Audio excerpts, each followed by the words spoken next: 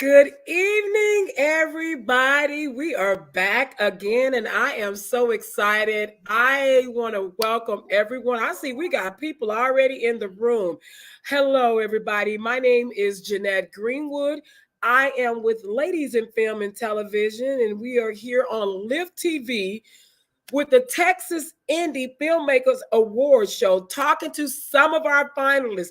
I have really enjoyed the last few weeks of talking with these different finalists that have come on to share their story and excitement of being a finalist for this groundbreaking show that's about to happen in a few months.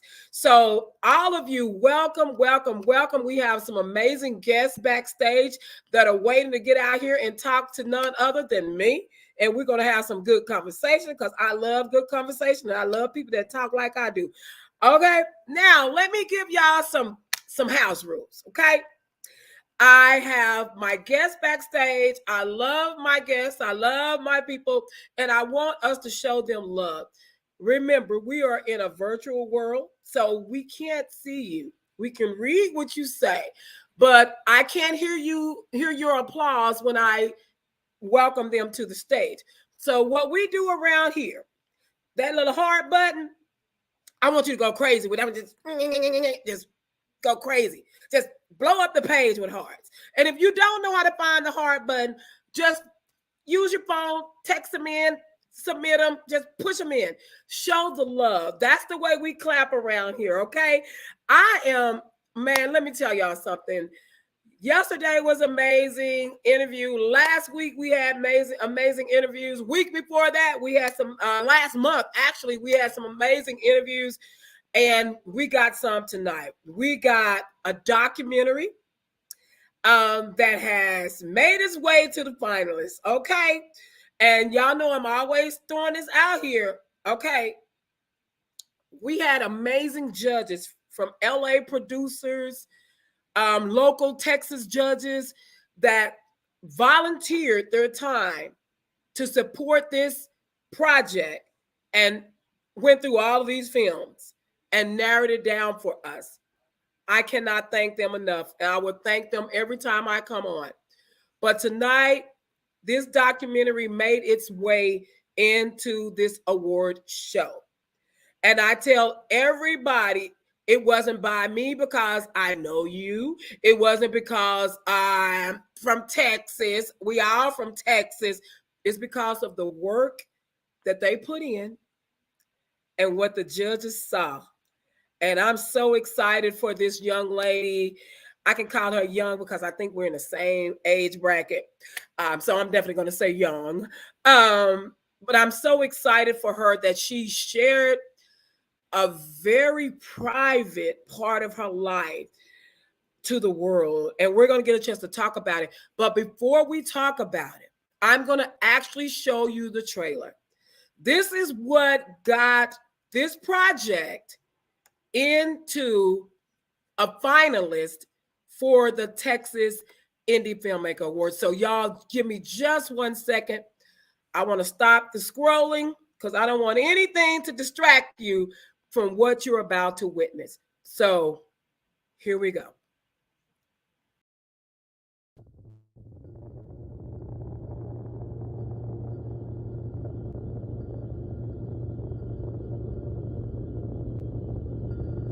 From inside of my childhood, it was not what people would expect.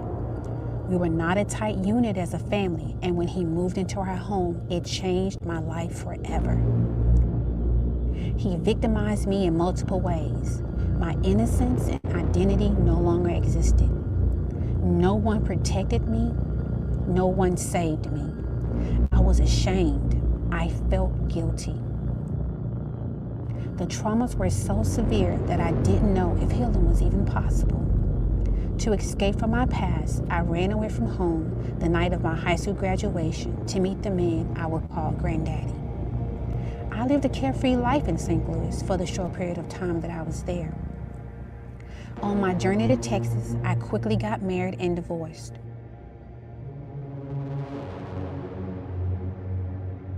There was no way I could allow the man that was once my husband into the dark places that I had so carefully kept hidden. Dating came with many challenges. The search for unconditional love left me on a path of promiscuity. My body was supposed to be my temple, yet I compromised it along with my faith. Men took advantage of my vulnerability. They professed their desires and eventually maneuvered their way into my sacred place. Relationships were like a game of Russian roulette, and as a result, I became a single parent mother to a fatherless son. For years, I battled Satan to save my child's life. A misdiagnosis from health professionals quickly turned into a death sentence for me. After a countless number of surgeries, I just wanted to experience normalcy. But how could I? With lingering scars and feelings of insecurity? I lacked self-worth, self-esteem, and simply felt I possessed no value.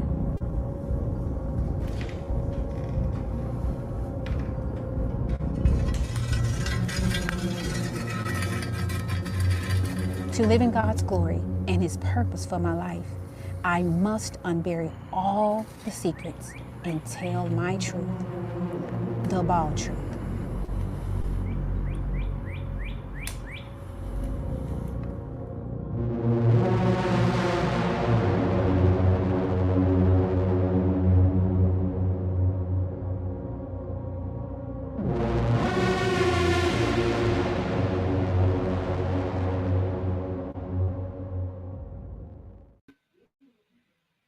Ladies and gentlemen, I am so excited to bring this lady on. Y'all give it up, put the hearts together, give her claps, whatever you want to put in the chat room. But welcome to our stage, Miss Angela Chatman. Hi, Angela. Hi. How are you, lady? I'm doing well. I'm doing so well. That trailer is amazing, by the way. Thank Amazing. you. I get And we're emotional gonna every time I see it. I know. I mean, it's enough. It's enough to get you there, but we're gonna get through it. You're gonna get through this. I'm gonna keep you laughing. Take a deep breath. There you go. It's okay. Um, First of all, again, welcome to um, Live TV. We thank you so much for coming in and being entering your project into this groundbreaking event that is representing Texas and Texas talent. I'm so excited that you're here. I'm here. I'm excited that you're here, and it's by your work. It's by your hands and your team that has supported you throughout this. Tell everybody, because I definitely know who this beautiful super diva is, but tell everybody um, out here, who is Angela Chatman, and how did you get into film? Um, what do I want to do first? Who are you? Who is Angela Chatman? For me, I consider myself a just basic Southern girl. Um, all the way from the back roads of Mississippi to the big state of Texas. You know, I'm a mother, author, model, wardrobe stylist. I'm a survivor. I'm an ostomate. I mean, just so many titles I wear, and how I actually, got to be enter into the festival. I actually had joined the group, the Texas Awards, the Film Festival, the Texas group on Facebook. And at the time, I wanted to join because I was just getting my foot wet, into writing and directing, and because I have this project and I'm also working on another project, I wanted to be able to, actually collab and connect and get with other filmmakers in the industry, to get better at my craft. Okay. And so this story that we just witnessed the trailer to, it's actually your life story. This is a true story. Yes. Why did you want to tell this story? For me, um, for an outlet, when this was all occurring when I was younger, I actually started by journaling, just keeping everything in my journal as I went through all of the traumas that I experienced in life. And it wasn't until I think about 2016 or 15, somewhere around there, I met a young lady, Marsha Cheryl, and her and I met through. I got chosen, selected to do a webinar, um, and so we met through that. I don't know, something about her. I didn't know her. You know, Facebook, you don't really know people, and so something about her and just made her something. We connected somehow. You know, just like through the computer, and she sent me a message, and we ended up meeting at Starbucks. And I was telling her a little bit about my story, and she was actually the one who encouraged me to actually tell my story to in the book, in the form of a book. And then from the book, from the book, I went to a documentary. But it was because of Marsha that I actually ended up telling my story, because I was just, as long as it was in my journal, it was going to stay there. My intention was to not bring it out to the forefront because I didn't really want to discuss it. I felt like in my journal, that's where I wanted to keep it. Wow. Well, it's so many pieces to Angela Chatman. You kind of briefed us on the author, the mom, and then your health condition. Um, you're a stylist. I mean, you're a stylist. I mean, we're looking at you because you're styling right now, honey. I mean, you giving it to us. So yes. So, what was it like when you found out about all that you had to deal with when you was first diagnosed with what you have? And I can't even pronounce it right, so I'm gonna allow you to say it again, because every time I talk to you about it, I'll say something totally that's not it. Well, once I got the correct diagnosis, because I had been misdiagnosed, as it, you started a documentary, I had been misdiagnosed for a long, long time. And so for years, but when I actually got the right diagnosis, it was colonic inertia with dysmotility. So what that means for people who really like, what does that mean? Because it's such a long term. It's really a rare rectal bowel disorder and disease that is really, really rare. And so what happened was that it enabled me from being able to have bowel movements. So my bowel movements wouldn't come out the bottom like traditionally, like normally people would do. It actually came out of my mouth. So I was fecal vomiting. That's how I was Oh able to my have my bowel God. movements. Correct. Wow. Yeah. Wow. And I've heard of that, but I didn't know what the medical terminology was. And so in order for them to fix that, you're you have to wear what Okay. we if you didn't know any better, you would say a colostomy bag, but that's not what Correct. it's called. No. And so, but that's what so many people, um, and that's when I became an advocate, because so many people don't really understand it. They always say colostomy, colostomy, and they don't know that there's other ostomies. And so what I have is called an ileostomy. Got it. I do not have any of my colon or anything anymore. Everything is gone. Wow. And you decided to you already had wrote the book. So you had the book out there.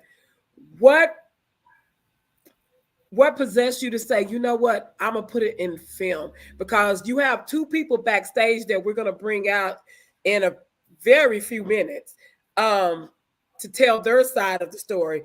But what um, gave you the courage or the energy? I know earlier you had mentioned, the person that, but to let me rephrase this. This is the question: how did you get all of this going? How did you get all this going? Well, when I first decided that I wanted to do a documentary, I was actually just writing an intro writing down. I was just having that thought, going through that thought process, and I was again journaling, and I was writing and wrote it down. And the first person that came to mind was Freddie, because I had worked with him so much in the past on just doing photo shoots and things like that. And but I knew he had the videography and all that part as well. And so I reached out to him just to, hey, this is what I'm trying to do. This is something you think you can help me with. And then I also mentioned it to Ronnie, who came on board as my executive producer on the project. And they both was like, whatever you need me to do, we can do it. What's your idea? What's your concept? Let's see what we got. Let's go. And we just, okay, we planned it and everything. So and Freddie actually came over. Like, this is the heart of the pandemic. So like, they're just started talking about the vaccines are coming out, but we got to do in order of vaccination. Mm-hmm. So it was like, it's like, how are we going to do this? So nothing is open where you can go and do this, but I want this project to work. And so Freddie came over and he mic'd me up and everything. And I did the intro and outro in my closet. In your closet? In my closet, because we did try to do it outside in my residence here where I live, but I live by the airport. There's airplanes flying all the time, and it was a big distraction. So Freddie said, "I can't hear it. I can hear it. I can hear it. I can hear it. I keep hearing the airplanes." And when you work on that sound, it picks up. Yes, he's real over. He don't play with that sound. So he's like, well, my name gonna be on something. We gotta do this right. So we gotta figure out something for sound. Our options to go somewhere else are just not happening because of the pandemic. So I said, wait, what about my closet? That's my prayer room, so my war room. So I go in there and he said, let's just try it. It wouldn't hurt. So he put the mic on. He said, okay, just start reading. And then so he knocked on the door. Okay, no, let's do this. That's right. That's gonna work. He got all excited. Freddie can get excited. He doesn't look like it. He can get excited. And so he said, let's do it again. So I started reading again. We didn't have to do any takes. And he was like, you got that? Okay, so boom. So then it was, okay, now we got to bring on people that I want to be interviewed. They want to be part of this documentary. Let's put this whole crew together. So then I got with Ronnie, as executive producer. Let's see what we want to do. I'm going to reach out to some people, so that's what we end up doing. But the thing about it is that Ronnie is she's amazing creativity wise, and position executive producer. I just did not, she went above and beyond anything I expected. Again, this is my first project. So, I mean, she has all that background and she's done plays and she's phenomenal in every asset, so she's that person you see as a visionary. You can see that her as a having her own talk show. She's that type. She just lights it up wherever she goes. She has that personality. So she has. When I launched the book, she was the host. She was the one that did everything. All of my virtuals. Ronnie was the host. She's the host with the most. For real. So everything I did that was related to the book, from the beginning all the way through, she's always been there as, right there. So I couldn't think of anybody else, other than her for that position, for the executive producer to come on for the project.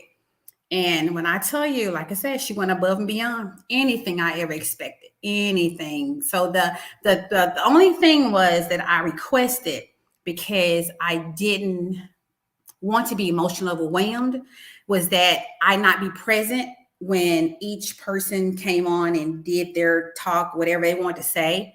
I didn't want to hear what they said. So I wanted all of that to be done. And then editing and everything, we'll get to that after. But I didn't want to be in the vicinity where I could hear anything, her doing the interviews and that kind of thing. That was the only thing I requested out of the whole project. Wow. I told you earlier backstage before the show started that you were going to have to introduce your editor and your executive producer, and you just gave her an amazing entrance here. I mean, just the way that you described that is these are the people that you need in your corner. You know, when you got people like that in your corner that believes in you and sees you for who you are, and not here just trying to see what they can get, but want to push you into your purpose, that's a blessing. That's a blessing. And I'm going to allow you to invite them on. We got them backstage. We're going to bring them both out. So, Angela, tell us who you got backstage. I have Freddie Watkins, who was on my project as the editor and videographer. And I want to do like a little snippet real quick. Freddie and I met years ago. We were actually doing a project for Destiny Squad radio show. And I had heard of Freddie. I seen him on Facebook, but had not personally met him. So he was to come over. This is pre-pandemic. And so come over and we were going to just do some segments, talk, and he was just going to record me kind of thing, make some videos. And, you know, for a project we were working on for a Destiny Squad radio show. And he got over there, and once I started talking and telling him little snippets about my story and things like that, next thing I know, Freddie and I are sitting there, we're talking, and he's been recording like 2 hours. It was like, and we didn't realize we had been going on that long. So we can't use 2 hours. We can't have a document. We can't do anything, you know, this is too much footage, you know? And so it's like, I said, well, you know, we got 2 hours of all this recording, you know, that we've done. He was just like, he didn't know how to stop. You know, he and I never met. So my story was just so captivating to him. We just ended up recording, saying, you know, 2 hours in, and he had never expected to be over that long. And so that's Freddie. And so he is the editor and videographer on this project. And I love him with everything that's in me.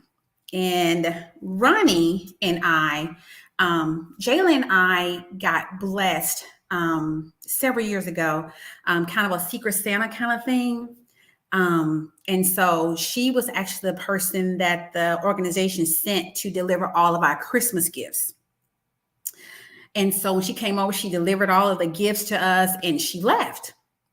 And I don't know what it was, but she reached back out, you know, just to see how we were doing. And this is something she didn't have to do. This is our first time. That's our first time ever meeting her. We didn't know her or anything. She just did this Santa kind of thing, delivered the gifts, and she was gone. But she reached back out and you know, just to check on, see how Jayla and I were doing. And we just started our friendship, our bond just started from there. And it's been going strong ever since. Wow. Well, y'all, without further ado, we're going to bring her guest, Freddie Watkins and Ronnie Talley. Hey, y'all. Hey. Hey, welcome to the show. And y'all, I'm so excited because this year, y'all, last year, this was entered last year, y'all, but Freddie, this year is actually part of Ladies in Film and Television. For those that don't know, he's our vice president of Ladies in Film and Television. And so for him to be able to be on this project and actually see, let me tell y'all something, let y'all in on a secret. Okay. When we started, now you know I'm going to say it. When we started this, when we was in talk about doing this show, so they told us that we can't enter none of our stuff. I tried to enter some stuff. They deleted my stuff and refunded me. I was like, but I did see blues and blues. I can't. They say, no, you can't. And I said, I'll be there. All this work I had put in during the pandemic. So Freddie found that Freddie didn't figure out how he got in. Angela got him in. So it's legit. Hey, Freddie, I'm with you. Okay. Y'all, they didn't let us put our own projects in, but they can't stop nobody else from putting us in because we out here working. Ain't that right, Freddie? That's right. So I had to say that and tease him because he know the hard time I was up here with lips stuck out. What? I can't put my stuff. I cannot enter my stuff. But I actually got a nomination too off of somebody else's project, so they can't keep us out. Yes, there you go. There you go. So, but welcome y'all to the show. And all jokes aside, welcome to the show. This, you guys have definitely worked hard. Um, it's amazing to see our judges that came on board to um, see the reviews and the things that they've written in regards to all of the projects that made it to the finalists. Texas has talent. Texas has a lot of talent. And that was the whole purpose of Lift doing this award show, is to show off our Texas talent. And we doing our Texas version of the Oscars. And I'm here to tell you it's going to be out the chain. Okay? Out the chain. So, Miss Ronnie, I'm going to start with ladies first. Tell us who you are. And she already pretty much told us how you guys got connected. But I want to know who you are, because she was telling me all this stuff that you do. Tell us about it, Miss Like, Ronnie. what in the world, right? First of all, what an honor and a privilege to be here. Thank you for having me. Angela, thank you for being the visionary behind this story. I remember feeling the goosebumps when Angela was first telling me about this project, and then to get the call to invite me to be a part of the executive production team. I was like, what? Because prior to that, I had been basically a career, woman in the financial sector. And so acting and writing and film and stage plays, that was my creative expression. Yeah. That was a way for me to just let loose. I didn't have to worry about saying the right thing, being buttoned up and professional, right? Like right. the arts. Yeah, I know I'm not. I understand. Look, I already know there's something about that freedom that comes with acting and performing. And so I leaned into that, and it was actually a part of what got me through the worst parts of the pandemic. Right. And so outside of being a financial professional, I act, I sing, I write. Angela gave me my first executive producer, and then I went on to executive produce another project. Like, so I realized you cannot have Ronnie without the arts. I'm always going to be a part of that. This year, my focus is more so on hosting and emceeing.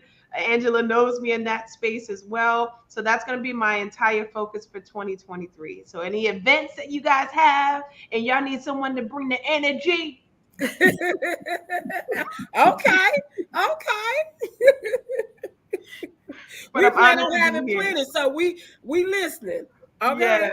Thank you for having me. It's an honor and a privilege to be here. All jokes aside, thank you for this opportunity to be here. Well, we're excited that you guys, like I say, are here, and like I say, it was your work that you guys put in, with the documentary, and I mean, I know that it's you're actually you've won. I mean, Angela, you've entered into other festivals. I mean, tell us about the festivals that you've actually entered and won, or been selected. I mean, hey, brag on yourself. It's okay. Well, I was, like I said, the film festivals was something that I never even thought about that aspect of when we were actually doing the documentary. But then once I just got my little, I wanted my pinky toe wet, just on my pinky toe, just to get in the film festival, just to see what it was like. And then it just turned into a whole flood. My whole foot got drowned, instead of my toe. It was a whole flood, my foot was drowning. I was like, whoa, they were coming fast and fast. And so it was like, we're up to about 9 or 10 that we've actually won. Wow. For my documentary, 2 finalists awards, and then maybe 9 official selections. Wow. I still have it in 7 festivals currently. Judging hadn't happened yet. So, and it's in 7. So they just started coming in. And I was like, oh my goodness! I was telling Freddie, oh my goodness, I was telling everyone, oh my goodness. So it just started. Like I said, the pinky toe went in, and then the whole foot got drowned. It just happened so fast. Wow. So, I mean, this being your first film project, you've entered into festival, you're winning awards, international, Yes. local. Yes. Yes. Okay. Okay. And so you out here winning. I mean, you out here winning. So Freddie, I saw a scene in the documentary in the trailer where she's dragging this shovel. Right. Who idea was that? Well, I tell you, it probably was mine because like I said, she's such a lovely individual. We just sit and talk, and she's so open about her story, and when she's talking, I'm thinking, and so, and we came up with the concept of unburying what's been buried for years and telling the bald truth. And I said, okay, I brought the shovel. I went and got my shovel, put in the car, and we did a photo shoot with a shovel, and then we shot the trailer with that shovel. And so, and then she was dressed for digging.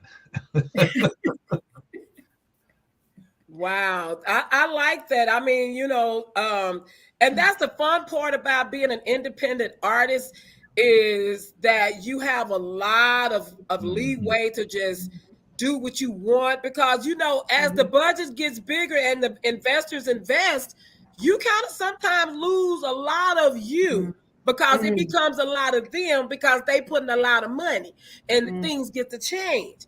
But that's the cool part about indie, that I don't care what they say, about the indie world, that you're able to be your own boss in this and just explore and create without feeling bombarded with everybody else's ideas. And you know what I'm saying? It's your ideal, and I can actually just put it out here and do what I want with it. Not to say I don't want the big dollars. I'll take the big dollars. You can do what you want to do with what I write.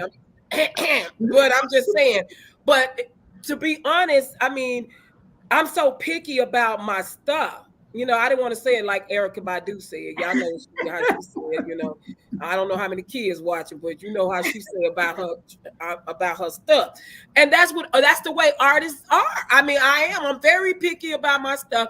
I don't mind people coming in and giving me advice, but don't change too much because it ain't mine no more. It's yours.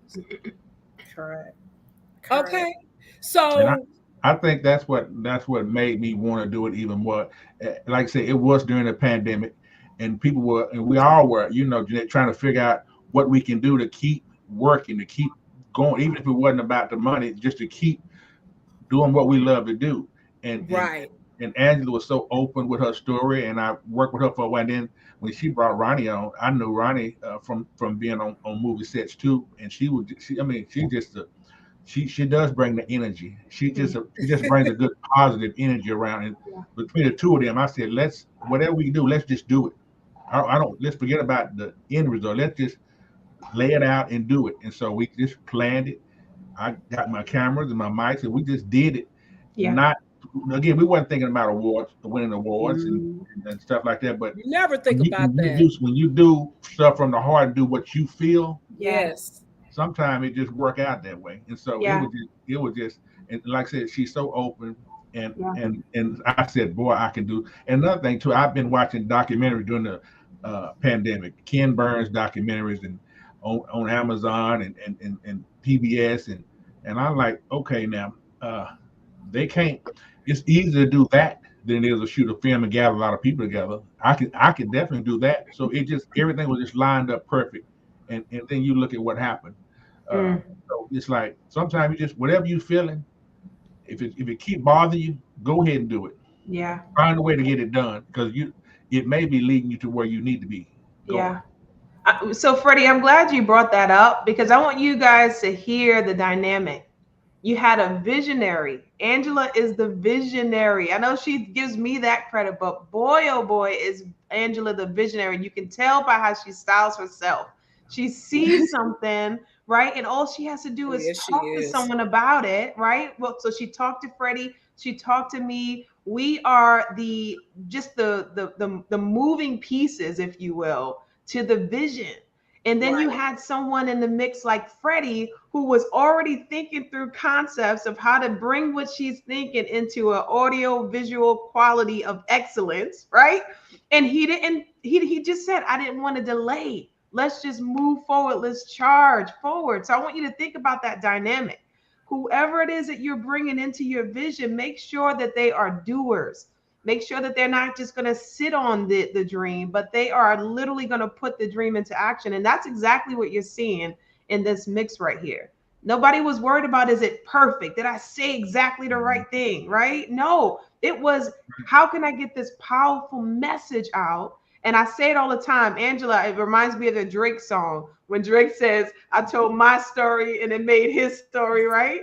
That's Angela. Angela told her story, which in turn was sharing my story. And could you imagine the other countless of other women who has gone through what Angela had gone through, that have been liberated and free of this bondage that has been holding them back for so long. It was powerful. I knew that I had to get to be involved in this project, and not just to do it with my pinky toe. I wanted to really immerse myself in this process, and I'm glad that I did. Wow. You know what? And it's just amazing that, for those that are out there, if y'all don't know, I'm spiritual. I'm very spiritual, y'all. I mean, I love the Lord, and I feel like, and I'm not pushing my religion off on y'all, so don't y'all be coming for me, because I'll come back. But I believe in divine connections, and you went to her house to bless them, and thinking, okay, here are what was given to you. Right, here's my good deed. My good deed, I'm delivering, and never knew that this. And then you said something, I'm listening. You said, I thank her for giving me the opportunity, and I'm paraphrasing, to be an executive producer. And then after that door, then another door, you becoming an executive producer. You see how it aligns? Come on now. You got to walk in that thing. I thought that I was doing my good deed for the year, not knowing that I was among an angel, right? Not knowing that I was among one of God's favorites. You see what I'm saying? But that is why I'm intentional about just being kind to people. I'm intentional about being my 100% unapologetic, authentic self wherever I go, because you just never know what doors of opportunity may open up for you. Right. And just to, and I can imagine you three on set just listening to y'all. I can just imagine you three on set. So I want to hear some bloopers. Let it out. I know y'all probably like, we ain't never telling nobody this, but share one of those we ain't ever telling nobody this. If y'all out there in the audience want to hear that, raise your hand or say me or say I want to hear it. Somebody go tell it. No, nobody said that. No, nobody. No, I don't see no hand. No. I don't see no. Me. Come on, y'all. So who wants to hear it? Because I know somebody type in the word bloopers, because I know it's something. With you three on set together. Goodness, it was. Oh my goodness, we said we would never talk. We didn't say this. Why are you talking? We got one. We literally said we would. We said we would never talk about it. We got to tell it now. They coming in. Oh my goodness, for real. Did you go get them? Did they come on their own? They came on their own. I'm sitting up here looking just like that. Oh my goodness. The bloopers were so funny that Freddie recorded the bloopers, y'all. I'm going to tell y'all. There's a blooper B-roll, okay? It was hilarious. There were so many funny moments. There were a lot of. Did you email me that blooper B-roll? I didn't. We got a pact. We'll talk about it. Exactly. Yes, so we talked about that. We did. We did. Yes. We really did. And That's funny. Jeanette, you know I put a blooper reel together on you. Oh, baby, do I know? Well, Oh, I have Lord, it. We have put it mercy. together. It is so, oh my goodness. We said, Oh. okay, we made a pact. Never. Oh my goodness. Like, okay, scene 52. Let's take. I cannot believe you asked that, Jeanette. So that was I was wondering if there was ever going to be someone who talked to us about bloopers, because we literally, before we left the set, we said, listen here now, we ain't ever gonna talk about these. Never. So that means y'all ain't gonna share it. I guess they not, y'all. We got to wait for the blooper. Look, she shut that camera off. We got to wait for the blooper trailer to come out on this, because it sounds like whatever I have it. It must be something exciting. I have it. It's oh my fun. goodness. It's fun. When you're on the set with these individuals right here, personalities out the wazoo, right? You cannot help but have a good time. Seriously. And think about it. It was at the height of the pandemic, where most people are being confined and being quarantined, and we are together after being locked up in the house for quite some time. And we just had a blast, man. And I was so impressed with Freddie's professionalism, like the way he was able to get the takes. And I mean, we ran through that. We had one day, right? Mm-hmm. One day we got through this. Yeah. Wow, so y'all did all of this in one day. One day. Really? That's all I had planned for. I said, I want to do it. I want to don't drag it out. I just wanted just one day, and that's it. I want to get everybody done, get everybody in, just do it. Yep, we did some prep work. So, Angela is a perfectionist. So there was a lot of prep work. There was a lot of prep work that went into it. I don't want to get it twisted like, hey, one day was it. No. There was some prep work that went into prior to, movie film day, okay? Set day, okay? So I want to clarify that.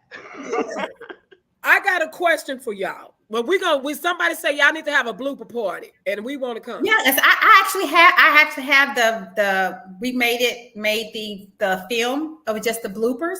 And so since that's not a part of a festival, I can always set up and play that.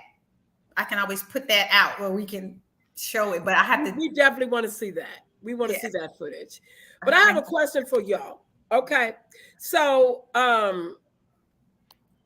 with the industry here in Texas, I've actually been asking this question for a lot of the filmmakers.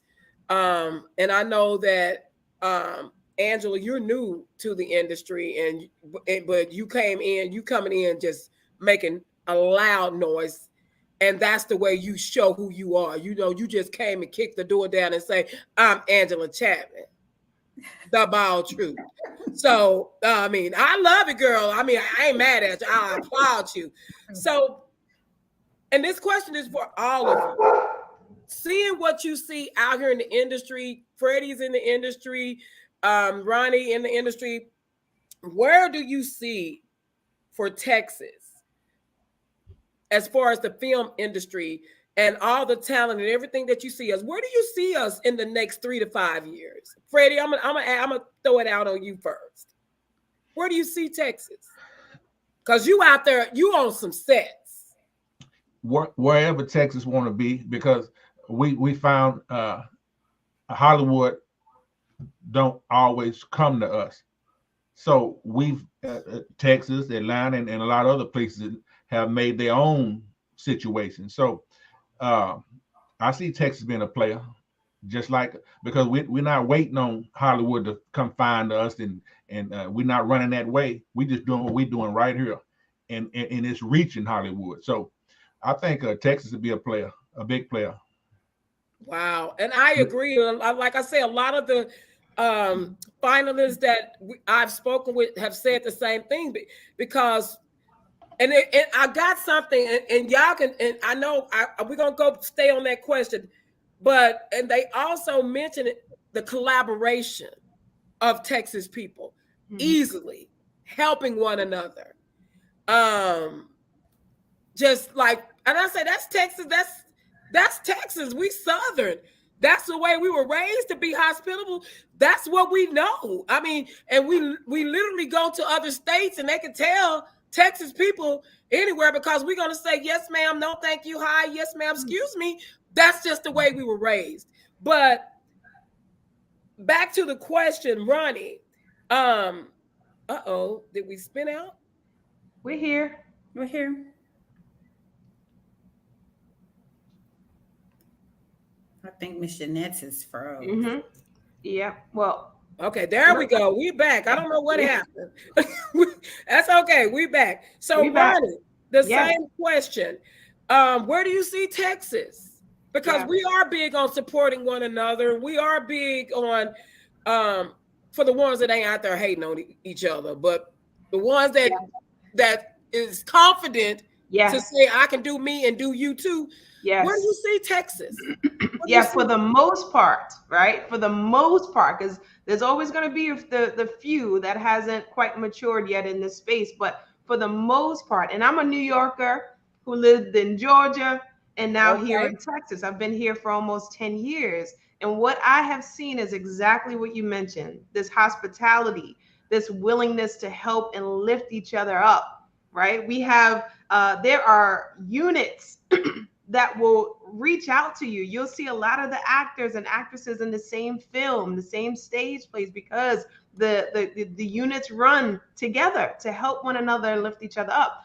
What I see for Texas is more and more quality films. Yep. Come on here, that are making the noise that needs to be made to put eyes on Texas. What I also see is quality stage play productions. Mm-hmm. I see quality documentaries, quality, I'm talking about major quality that are making heads turn. Yes. And I see businesses launching from one another. I see production companies launching. I see casting companies launching, right? I see acting classes launching. I see all of that, talent managers launching, right? Finding talent right here in the Dallas-Fort Worth area. I see the sky is the limit with the amount of talent that's here and the amount of vision and the amount of individuals willing to just jump. Oh yeah, endless opportunities here in Dallas. I agree. Angela, what are you seeing? And you also said you got something else you working on. So you answering this question, huh? Yes. But for me, I see everybody coming in like me, kicking down the door, making a whole bunch of noise, to where the Californias and the New Yorks and the Atlantas all gonna be like, what is all that? Gonna be making so much noise in Texas. They all trying to come. They're gonna be all trying to come here, you know. So it's like we're gonna be just knock all of it. That the Californias, the New Yorks, and the Atlanta, the Georgia, the Tyler Perry Studios, you know. I mean, all of that, you know, because we're gonna have all of our stuff right here, and so all of them will be here because we're gonna be, like I said, not just me, but everybody is out there, you know, the producers and the writers and the directors and everybody. Like they all gonna come in just like I did, kicking the door and making a whole bunch of noise. That's it. And that's exactly the way to do it. You know, it's so many opportunities out here. It's so much room out here that everybody that want to partake, get out here. And it's all on you and what you want to do. You know, it's all on you and what you want to do. If you don't want to do nothing, then don't do nothing. But if you feel like I got a story to tell your story. And I have a question. I had asked one of my finalists, I think it was in one of the last month's shows. It was a question brought up, but y'all know we got 10 minutes. Oh my God.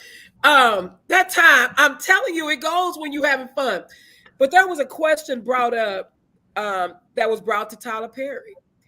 And I don't know if you've all watched the news lately, how over in Florida, they're messing with this Black history stuff. They're taking out of the school. And a question was asked to Tyler Perry on why, because I think he's in pre-production for a film with 5 Black women about a World War. They were in the war, something like that. And they asked him, why do you keep writing in the past? Why do you keep writing in the past? And about Blacks in the past. How would you answer that question, Freddie? I'm gonna ask all of y'all. Well, for me, Angela's story is her story. And I had no clue on her story until she told me. I had to learn about it. It's a whole bunch of stories out there that we don't have a clue about. So we can never get everybody's story told. So and another thing too, when we sat down and did that, can't nobody take that from us. That's original. Can't nobody copy it. That's a story that's hers. And so it's a whole bunch of stories just like that. So in fact, I'm leaning towards documentaries more so than trying to write or come up with a movie or a play to do because I like the originality and the authenticity of it. And when I sat down and interviewed these ladies, we laughed and we cried. And so when my camera rolling in the true, and this woman is talking and she wiping tears at the same time, and not just Angela, the other ladies that was on board. And so we managed to have fun in the midst of all that. And so that's what I like about it. And that's and like I say, you can't take that from us. So history can't be taken from us either. So they can write all the laws they want to. It's up to us to tell them. That's right. Yeah, that's right. And now I'm going to piggyback on that, Freddie. I feel like for me, born and raised in New York, moved here to Texas, I had no idea of June 19th, Juneteenth. Mm-hmm. Seriously, I was like clueless on that part of history because it wasn't being told up in the school systems in New York City. Right. It was not being told in Delaware. I lived there for a little bit, nor was it being told in Georgia. So I want you to think about that. Until I moved here and started to see the celebration and then I did some research on the history, I was blown away, right? Mm-hmm. That's a part of real life history. Right. That our people have gone through. And the only reason why I was able to understand the history of it was because there was someone who documented it. Right. There was someone who recorded it. Same with Black Wall Street. Had no idea what had gone on in Tulsa, Oklahoma until I moved here to Texas. I was an adult, a mother, a wife. And I found out about that part of our history because someone recorded it, someone documented it, right? So same concept. I do believe that there should be multiple stories being told at the same time. There's nothing wrong with that. I believe the history could be told, the present could be told, the future could be told, right? But in our voice, what? We finally have, I want you to think about this. My mother was an adult when she started to see Black actors and actresses on television. Wow. My mother. And here I am in a generation where I was a kid, right? And saw my first Black individuals on television. Now I'm an adult and I'm a part of sharing Black stories on stage and film. Come on now. What is the next generation going to be inspired by? Right. And we have that opportunity. So I feel like, there's nothing wrong with telling the story of the past, especially with our voice, with our lens, and with the stories we know to be true. Exactly. I love it. Angela. I'm the same way with Ronnie as far as the Juneteenth, because I'm not from Texas. I'm from Mississippi. So there was never anything taught there. And it's like for the generations, my generations and my generation behind us, it's like, how do we move through the future when we don't know our past? Exactly. Especially our Black history, Exactly. And and my thing is, I love culture. Oh my God, I love learning Hispanic culture. I love learning Asian culture. I love eating their food. I love learning different people's culture. And I applaud it. we live in a diverse world. We should be applauding each other to share your stories. I want to know your stories. Come on. I want to learn. It amazes. I have a Hispanic friend that works with me. When we went on we had to do something for work, and we had to go to a Hispanic extravaganza. Now, I've seen certain things, but it was so much fun to sit there for her to tell me they're doing this because this means this. This means that. They're doing that because that means this. I'm just like a little kid in a candy store, like, what? Then I'm tasting this food. This is such and such. You know what I'm saying? We should be embracing one another's culture and not trying to get rid of it. Right. What are you afraid of when you try to get rid of something? Right. What are you really hiding? Why is it offending you? So it's offending. If somebody's trying to hide what they did to you and how great you were, their intentions for the future is not good for you.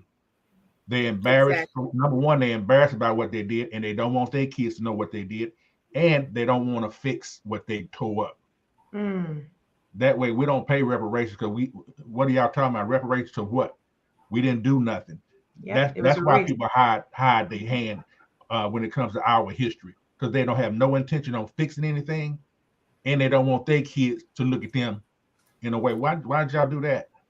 So they got friends like us, and their kids is like, hey, what's going on? Did y'all actually do that for real? You know. So be careful when people try to hide or pass laws to teach you from telling you. I'm gonna tell all of my kids, every kid around me, what we went through. So you can pass all laws you want. It's meaningless to me. Exactly. Y'all, we got 2 minutes. Let me tell y'all. Oh my God, this has been so good. Oh, let me tell you. I want to thank y'all so much. I got another question. Y'all know the question. Angela ready for this question. But I want to just say all of you tonight, and this has been an amazing interview. I think that we've touched so many bases. You've encouraged, you've inspired. To all the artists out here, Angela, what would you tell them? And this is your question, because you're Angela Chatman. You know, what would you encourage somebody that's right now maybe looking this or may come back and replay this, and knowing this is your first time doing something, and you've been just winning awards all over the world? What advice would you give them? For me, I would say always ask yourself if what you are doing today is getting you closer to where you want to be tomorrow. I love that. I love that. What you're doing today is getting you closer to where you want to be tomorrow. Y'all better write that down. But make sure you tag Angela. That's what I'm talking about. We got 60 seconds. What y'all wearing to the awards show? That's the question I was waiting for. Have y'all been shopping? I mean, come on, ladies. I done bought 10 pair of earrings for one show. I'm serious. Every time I see a pair of earrings, them the ones. So y'all tell me, Angela Chatman, come on. We're going to go around the table. Well, for me, I'm going to have to come ripping the red carpet, for the wardrobe stylist part of me. So yeah, I have to, but I'm not in any department store. I design my own dress, and I'm having it made out of state by a designer. Wow. Okay. Because last night, I ain't trying to be real messy, but I'm going to be a little bit messy. Last night, Babu and I, the cast and directors, you know, they didn't share. Angela, you was on. They weren't sharing none of they say, basically, y'all show up, y'all, because we coming to show out. Yeah. So this is our first year. We want to make it fun. So I'm feeling a challenge coming on. Yes. Best dressed. So that's funny. Movie. Look, what you got going on? I should have known Angela was going to have something custom made. I should have known that, but it just so happened that I too just bought some material, and I got a woman out in Grand Prairie making your girl custom made dress. Now just know that I'm coming blackety black, black, black. Okay. I'm gonna be blackety black, black, black. Oh, all right, Miss Ronnie. I'm scared. Okay. You know what? And I done went buy me a dress. I'm about to go call Miss Tuesday in Fort Worth. I'm gonna call Miss Tuesday. I gotta call Miss Tuesday. Y'all, she done sold for Tamala Man. I gotta call Miss Tuesday. I didn't want to know who wore it best, so I'm not going to the store. That's why I didn't go to the store. I gotta call Miss Tuesday. Freddie, you gonna close us out? What you? Freddie, Freddie always be sharp. Whatever Angela recommend, I might let her just flat out style me because that's what celebrities do, Freddie. I got awards up here listening to her, so I'm gonna keep listening to her. You know she can style you, baby. Oh yeah, she can definitely style you, honey. But y'all, let me just say, and thank all of you out here in the listening audience out here. You guys have been very engaging. When you guys talk to us and share all these beautiful accolades that you're putting in this chat, thank y'all so much. I am so serious, y'all. Thank y'all for logging on to our guests and making them feel amazing. I see Michaela, Tammy, Marsha, y'all. Y'all just Terry. Is that Terry McGee? What's up, Terry? Thank all of y'all so much for Sandra Green. Hey, Sandra, for just jumping in and showing them the love that they deserve. I cannot wait to see you all on the carpet. As I mentioned, the board, we're working daily. Pray for us because we're trying to work on these sponsors. And if y'all know any sponsors, send them our way. I got a big meeting tomorrow and I'm praying that, so I'm just grateful. We want to shower you all. We want you to enjoy every minute of it. We want you to feel the celebrity status because you are our celebrities. You are a Texas celebrity. And we don't want you to feel nothing less than that. So we going all the way out. Y'all will be, we want y'all to feel good, okay? So that's our goal. We thank y'all so much. Congratulations to each and every one of you for your nominations. And we look forward to seeing y'all in March. And thank all of you that's logged on, but I gotta go. Good night, y'all. Y'all have a good night. Thank y'all so much. Good night. Good night. Good night. Thank y'all.